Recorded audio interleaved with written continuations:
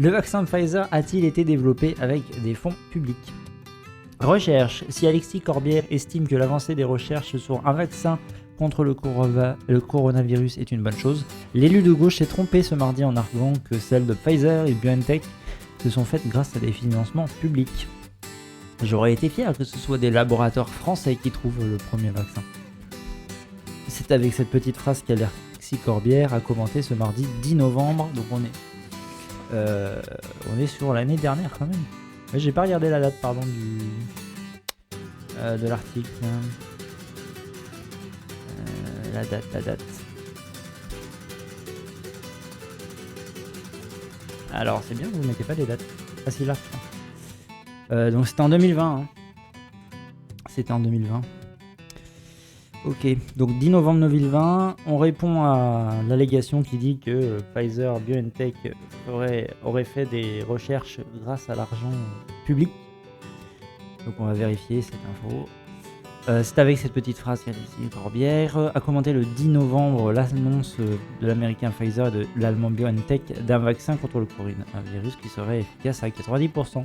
Invité sur France 2, le député de la France Insoumise a vu dans cette avancée prometteuse le signe de l'importance qu'il y a à des financements publics et pas des recherches uniquement liées aux valeurs, aux volontés de profit, avant d'estimer que cela n'aurait pas été si facile en France à cause d'un affaiblissement des financements publics. Si cet argument permet au porte-parole de Jean-Luc Mélenchon de mettre un tacle au gouvernement qui a affaibli l'hôpital public et la recherche, il est partiellement faux. Ah, on est sur du partiellement faux. D'après le LCI, Alors, Washington n'a pas financé la recherche. D'autres ont tenté, au contraire, de se féliciter de leur investissement dans cette réussite, à l'image du gouvernement sortant aux États-Unis. Max Pence s'est notamment fendu d'un tweet se vantant que grâce au partenariat public-privé noué par le président Donald Trump, Pfizer a annoncé que son essai de vaccin contre le coronavirus est efficace. S'il s'approprie cette énorme nouvelle, c'est que l'ancien vice-président fait référence à Warp Speed. Pour rappel, cette opération a été mise en place par le gouvernement battu, augmenter la taille, qui espérait pouvoir annoncer un vaccin prometteur avant les élections de la semaine dernière. Donc on est je rappelle, on est aux États-Unis. Là, on est sur un article de novembre 2020. Donc les élections, on parle des élections américaines. En finançant largement les recherches. Elles étaient alors devenues le seul objectif de l'administration Trump pendant plusieurs mois. Sauf que celles réalisées par les laboratoires Pfizer et BioNTech n'en faisaient pas partie. Pfizer, contrairement à ses concurrents, n'a pas rejoint l'opération Warp Speed, a ainsi rappelé ce lundi, donc le lundi, je ne sais pas combien, mais en novembre, dans le Washington Post. C'est d'ailleurs très clair sur le site du département de la santé et des services sociaux américains, aux États-Unis. Entre autres exemples, on y trouve la trace de financement accordé à Johnson & Johnson en mars, puis Moderna en avril, ou encore 1,2 milliard de dollars accordés à AstraZeneca, mais aucune trace de Pfizer, jusqu'au 22 juillet. Date à laquelle cette entreprise a bel et bien noué un accord avec les États-Unis, non pas pour de la recherche et développement du vaccin, mais uniquement pour la distribution. Le gouvernement américain a passé une commande initiale de 100 millions de doses pour 1,95 milliard de dollars et pourrait acquérir jusqu'à 500 millions de doses additionnelles. Précisaient alors les deux entreprises dans un communiqué. Un financement qui ne permet que de verrouiller des doses. Et sur ce point exact, la France n'a pas à rougir. Ou plutôt l'Union européenne. C'est à cette échelle que se sont négociées les réservations.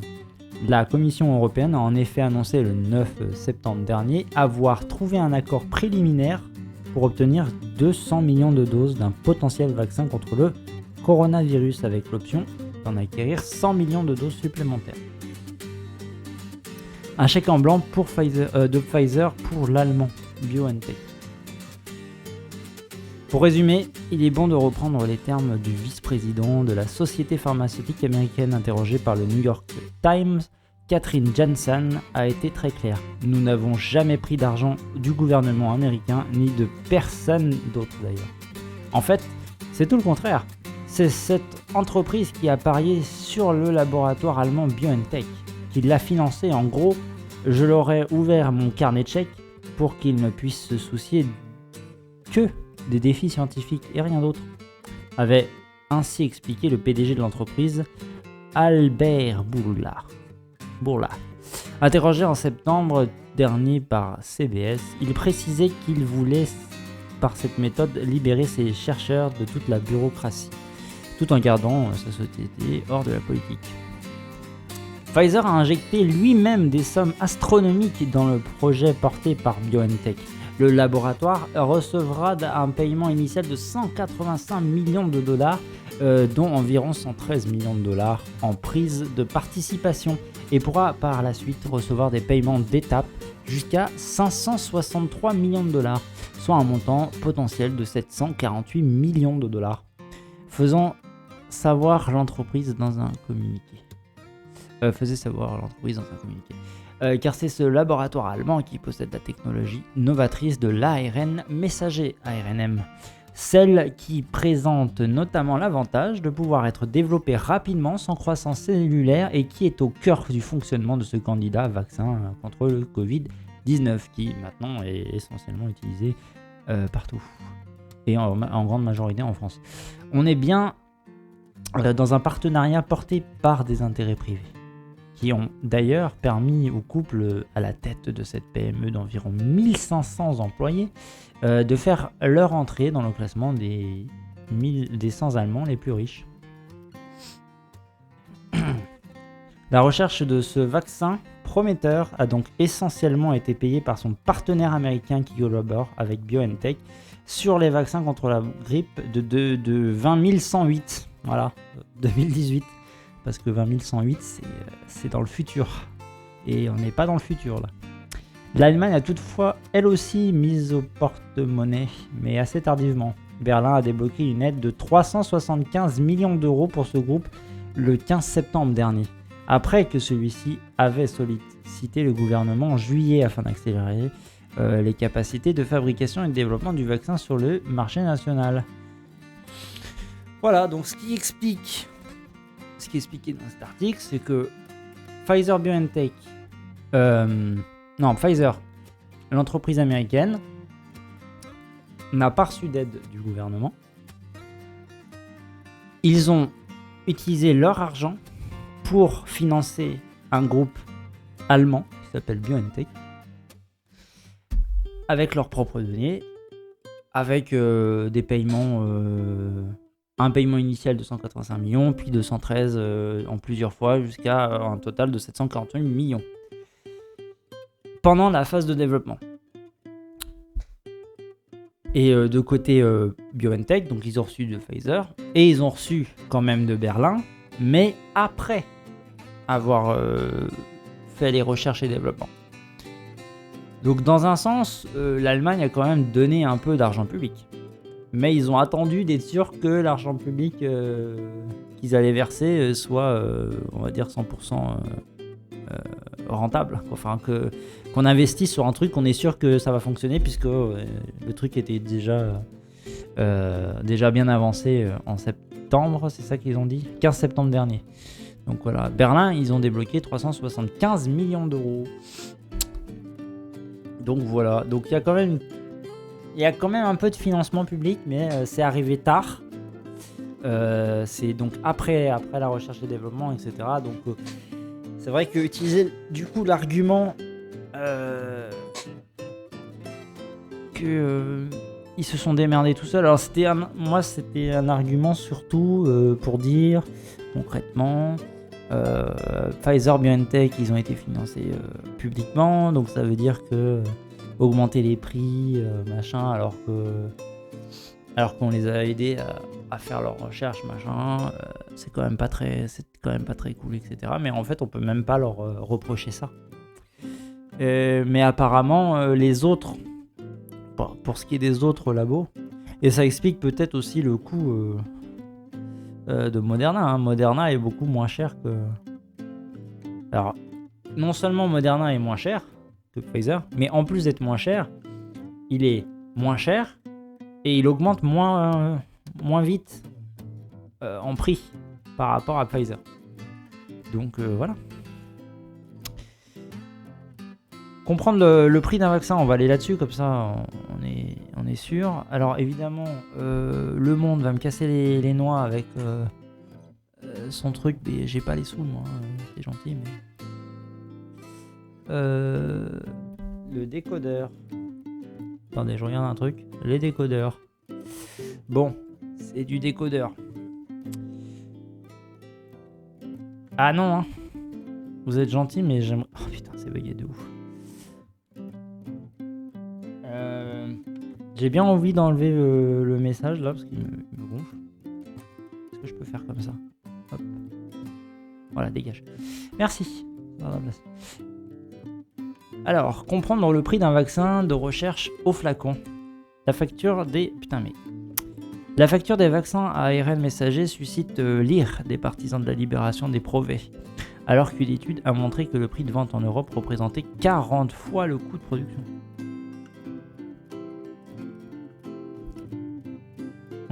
Quand même, 40 fois. En Europe, mais ils ont... C'est-à-dire qu'aux États-Unis, on a vu Israël, États-Unis et Royaume-Uni, c'est-à-dire qu'ils payent encore plus que le coût de production. Alors voyons voir. Combien coûte vraiment un vaccin en se fondant sur une étude impériale du Collège de Londres? Le députant de la France Insoumise, François Ruffin, s'est insurgé. Le prix de vente du vaccin Pfizer, écrit-il, est largement supérieur au coût de production. Produire une dose du vaccin Pfizer coûte 60 cents, soit 50 centimes d'euros, alors que l'Union européenne paye déjà 24 $, soit 19,50. Ça date de quand ça? 9 juin 2021, c'est quand même plus récent. Je suis désolé, j'oublie toujours de regarder les dates.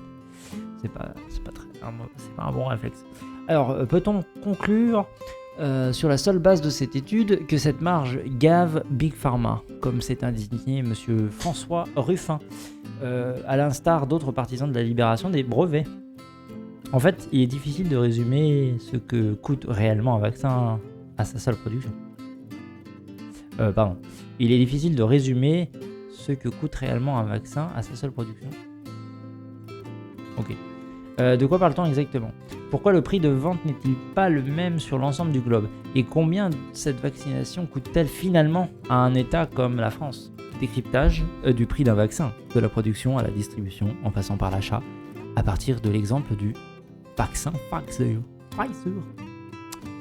Le coût de production du vaccin Pfizer. Les chiffres cités par le député François Ruffin proviennent donc des recherches menées à l'Imperial College de Londres par un laboratoire spécialisé en ingénierie des systèmes.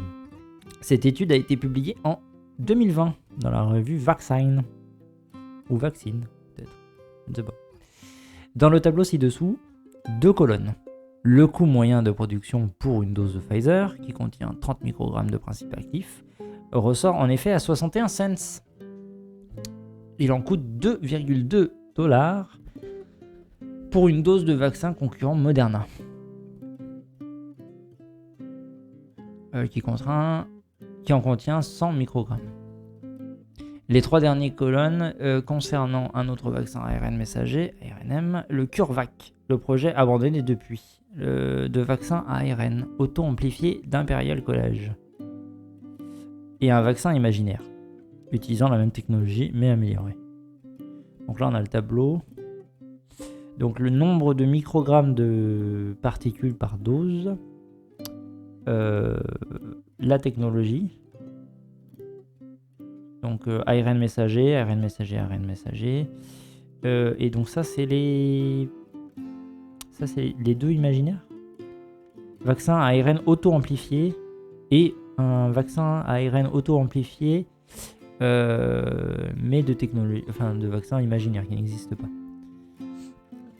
Donc vraiment, ce serait le vaccin ultime qui serait trop bien. Le prix de production il serait à 0,0043. Hein, voilà. Donc là, ils nous ont dit... produit. Ça, c'est en dollars. Donc 2,2 dollars. Donc 2,2 dollars, c'était pour Moderna. C'est pour la technologie Moderna à 100 microgrammes. Et Pfizer, c'est 30 microgrammes. Je ne sais plus si j'avais dit 30 ou 300. Je crois que je me suis trompé, mais c'est 30 microgrammes. Donc c'est celui-là qui coûte 0,61 à la production. Les 3 dernières colonnes, on a un autre vaccin ARN, le CureVac, donc l'allemand, qui apparemment, d'après ce qu'ils disent, il a été abandonné. Donc je sais pas pourquoi sur le Covid Tracker il est... C'est-à-dire qu'il se serait arrêté à la phase 2 en fait et qu'ils n'ont pas d'effet machin. Ils disaient qu'ils étaient abandonnés, mais premier semestre 2021, il était encore... D'après eux, il aurait été encore prêt au premier semestre 2021. C'est pas à jour. Hein. C'est passé, premier semestre 2021. Là. On est au mois d'août. Hein. Donc, ils auraient pu faire un vaccin beaucoup moins cher, quand même, en production. Mais finalement, il a été abandonné.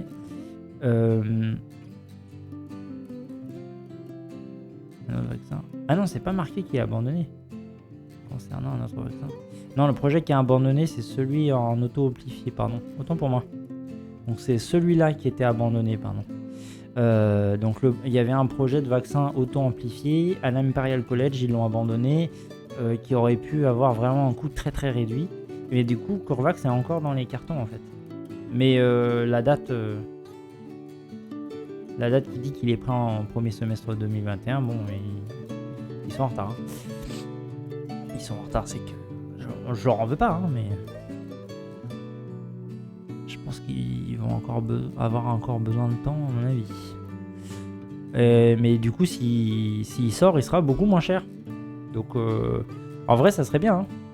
Ça serait bien qu'ils arrivent à le sortir avec une bonne efficacité, machin, enfin qu'ils répondent vraiment à un gros cahier des charges bien meilleur que celui de Pfizer.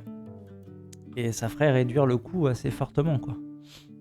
Mais on voit que Moderna, il est très cher par rapport aux autres, a priori, de ce qu'on voit, parce qu'il utilise 100 microgrammes.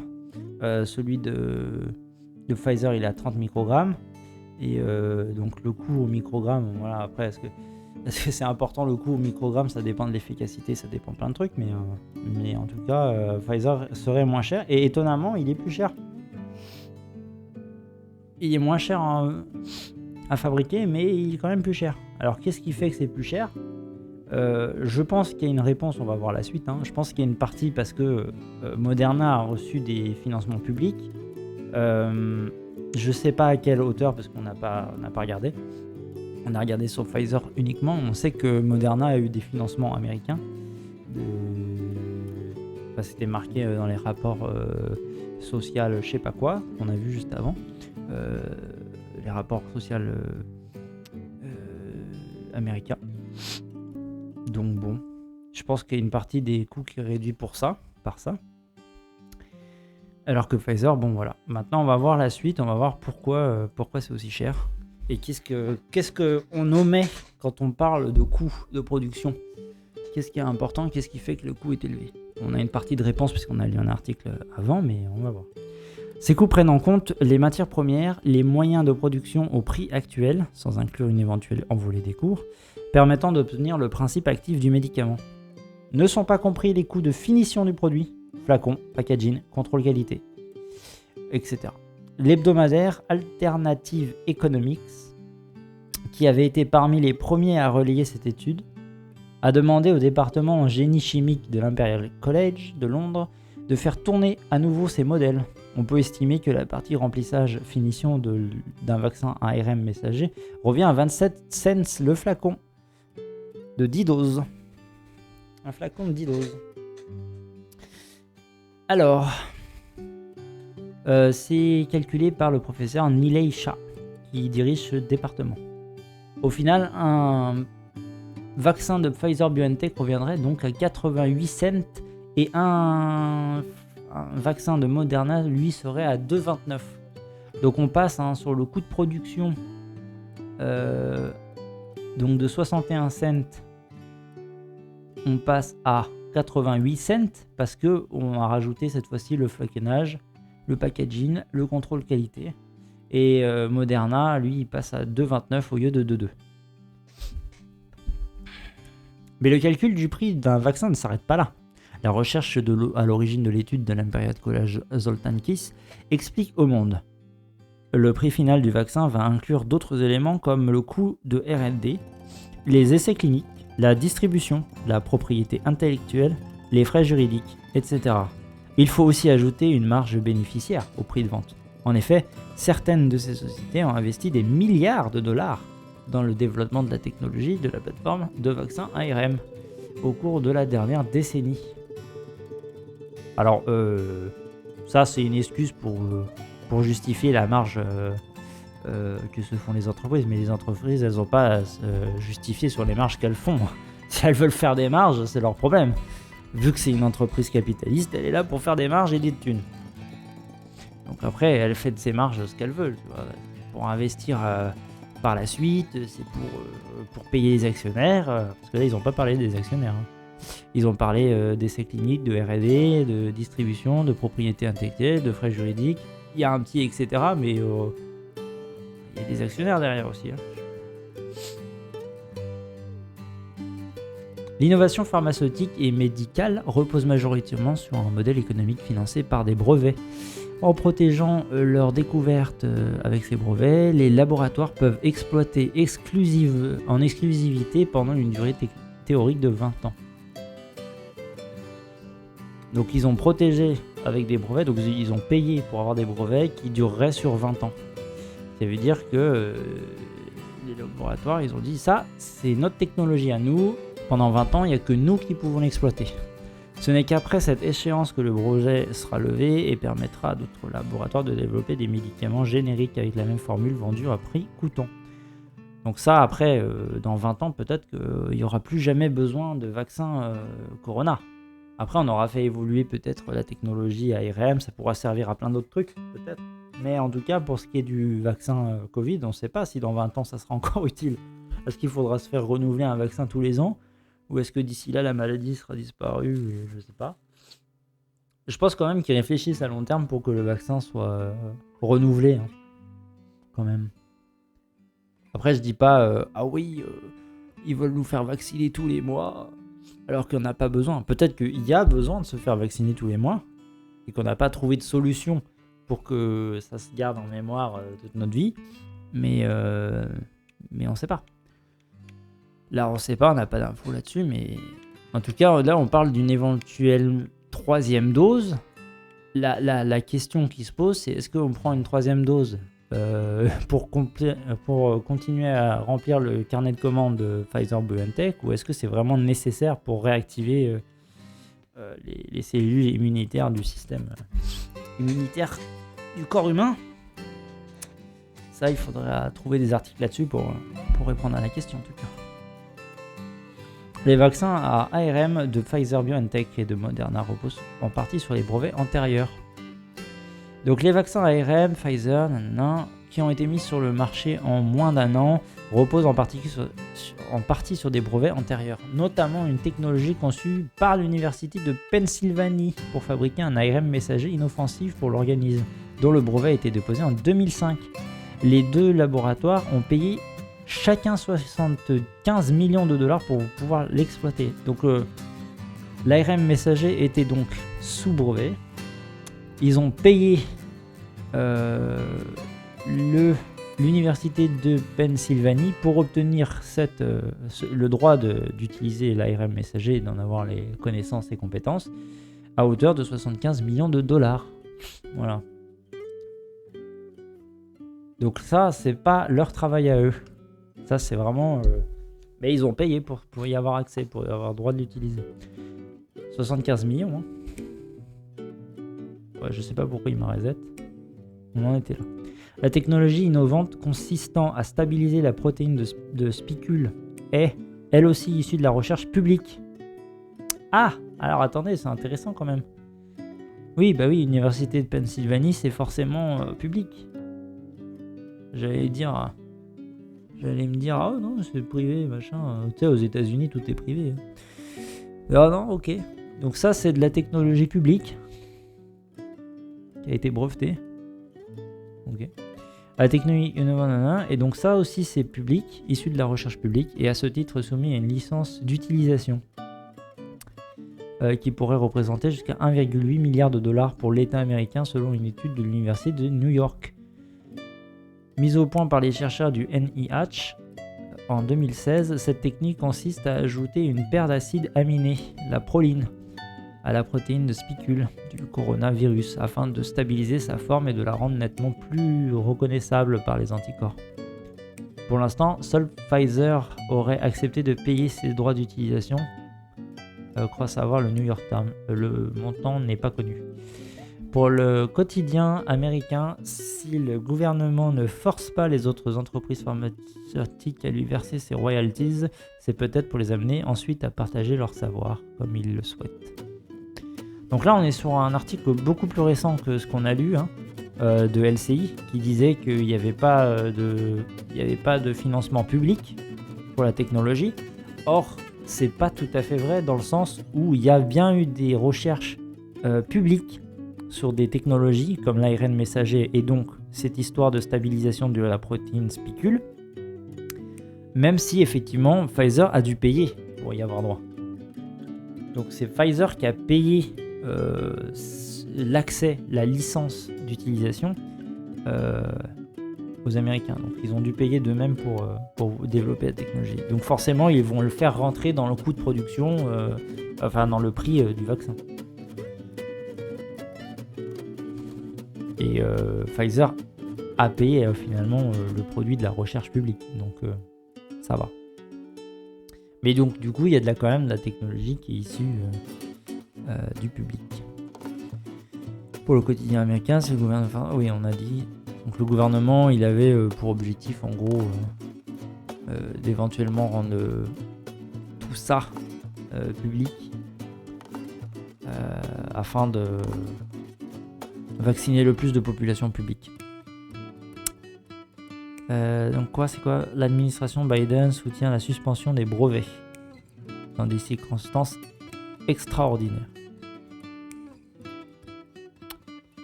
Une fois qu'un vaccin a été mis au point, les essais cliniques obligatoires constituent aussi une phase onéreuse. Pour la phase 3, la dernière phase avant la mise au marché, Pfizer pourrait avoir dépensé 300 millions de dollars. D'ailleurs, on sait que Pfizer a payé la technologie là, de la protéine spicule, par contre on ne sait pas combien. Ça peut représenter jusqu'à 1,8, maintenant après avec négociation et tout ça, on ne sait pas si c'est vraiment le prix payé.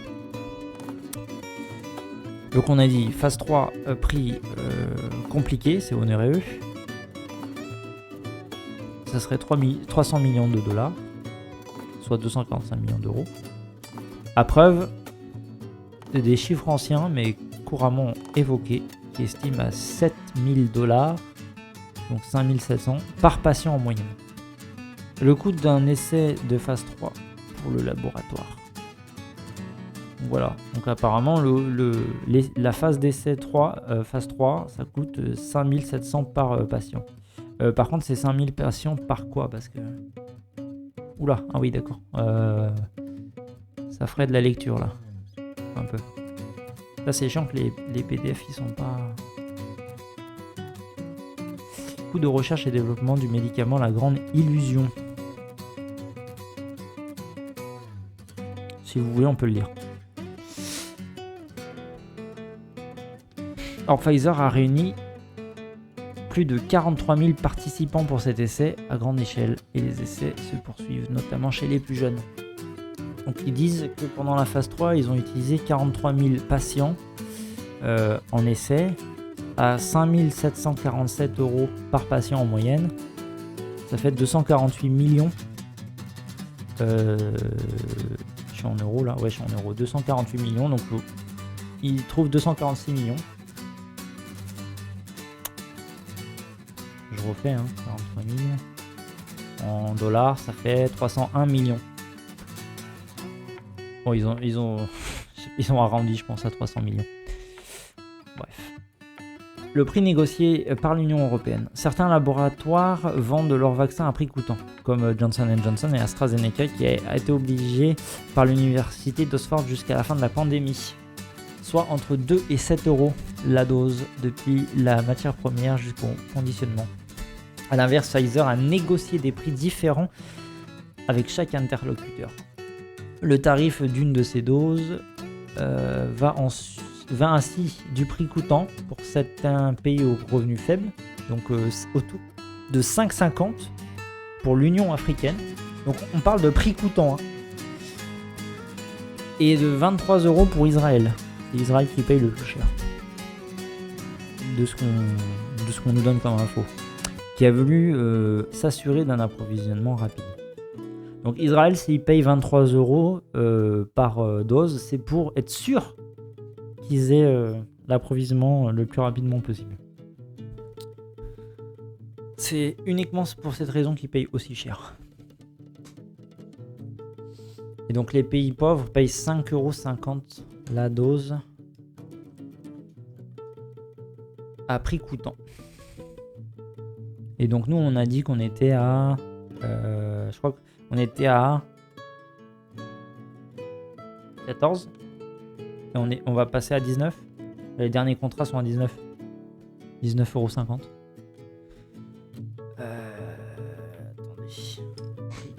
Dose Pfizer. On va revérifier les prix pour être sûr de ce qu'on dit. 19,50 €. Et avant, il était à 15,50 €. Pas 14. 15,50 €. Pfizer a négocié des prix différents avec chaque interlocuteur, autour de 5,50 pour l'Union et 23 pour Israël, on vient de le lire. Pour l'Union européenne, le prix a été revu en avril à 19,50 €. Ah bah ils viennent de le remarquer. Selon des indiscrétions du Premier ministre bulgare Boyko Borisson, rapporté par Euroactiv, le site Euroactiv.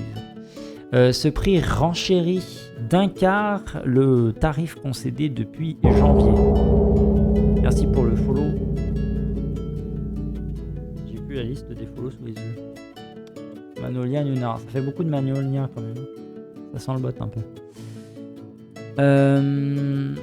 Donc on est passé de 15,50. Le prix 12 € parfois mentionné correspond à un tarif incluant une déduction liée à une avance de la Commission européenne. En effet, le gérant pharmaceutique a jugé qu'il était temps de revenir à une situation plus proche de l'équilibre actuel reflété par les prix entre l'offre et la demande.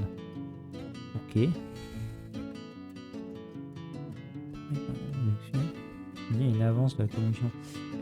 Ça, si je clique dessus, j'ai un article. Non ? Libération. Est-il vrai que Pfizer va augmenter de plus de 25% son prix du vaccin ? Oui. Ou alors ça voulait tout simplement dire que c'est pas tout à fait vrai que c'est une augmentation de 25, mais il y a justement cette avance. Je comprends pas trop là, cette histoire d'avance. Je reprends. Ce prix renchérit d'un quart le tarif concédé depuis janvier.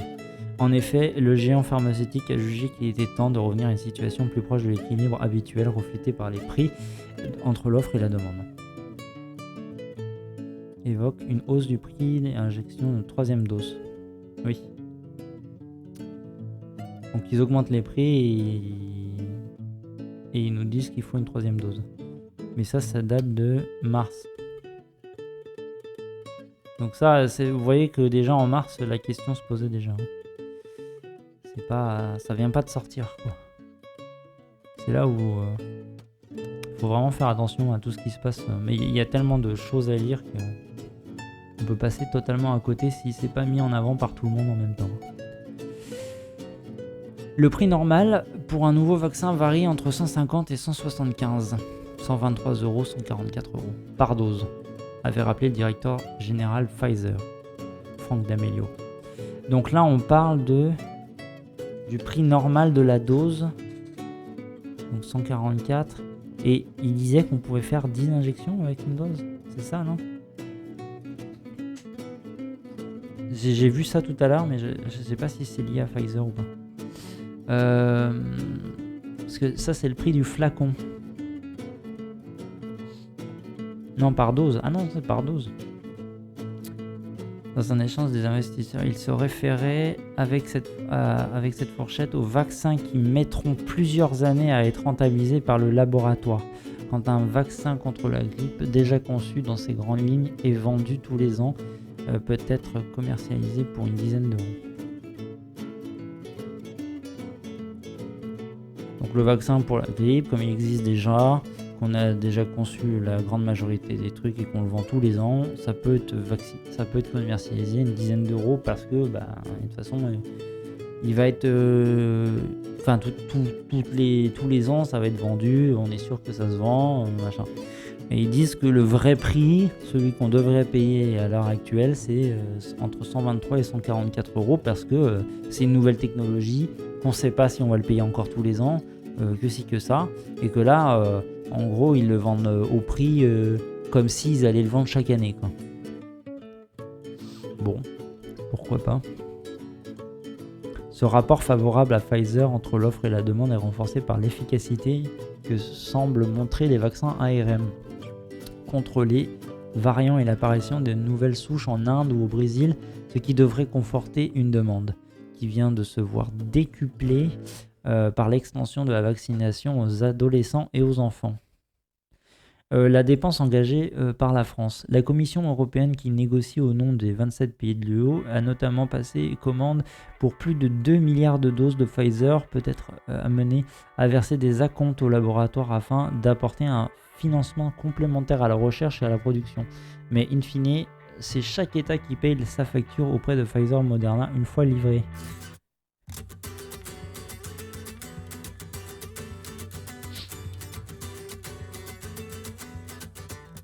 Pourquoi des acomptes?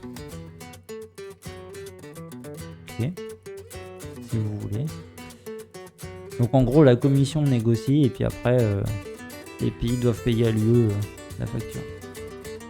En France, les vaccins vont coûter 4,6 milliards d'euros à la sécurité sociale cette année, a prévu le comité d'alerte sur l'évolution des dépenses de l'assurance maladie, la CADAM, le 1er juin. Cette somme comprend 3,2 milliards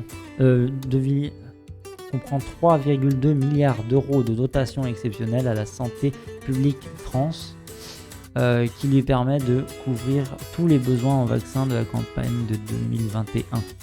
À cette dépense, certaines s'ajoutent 1,4 milliard d'euros de dépenses d'organisation de la campagne vaccinale avec une hypothèse de taux de couverture de 70% de la population. C'est marrant, on doit viser 80. Mais bon, ok. Donc ça coûte 4,6 milliards.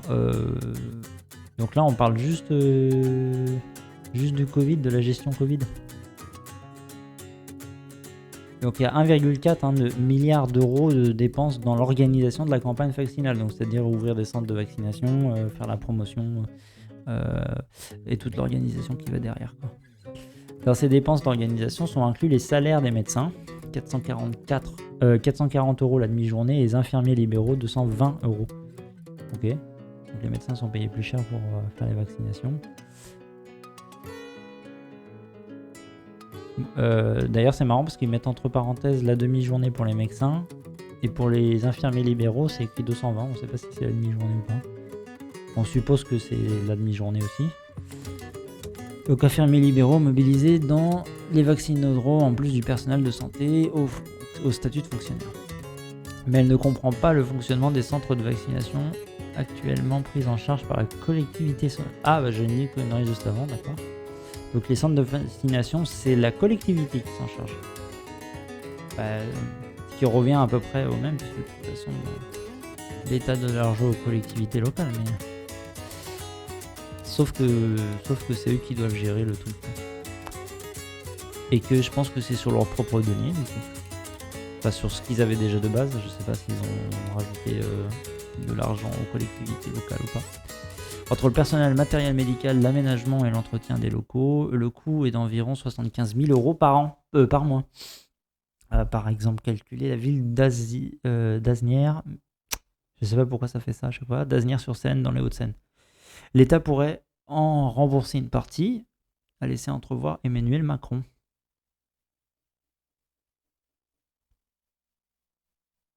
Le coût est d'environ 70 000. Je suis perdu là. Elle ne comprend pas le fonctionnement actuellement pris par les collectivités entre le personnel. Donc ça c'est toute la partie collectivité locale, hein. Et donc c'est 75 000 euros par mois, c'est le coût pour la collectivité locale des vaccinodromes. Et donc la question que je me posais juste avant, l'État pourrait rembourser une partie, donc pas tout. Donc la collectivité locale, elle se démerde avec ses fonds propres. Et l'État en rembourse seulement une partie. Très bien. Preuve que l'exécutif, même s'il doit revoir ses calculs, a déjà fixé le coût-bénéfice en faveur du vaccin.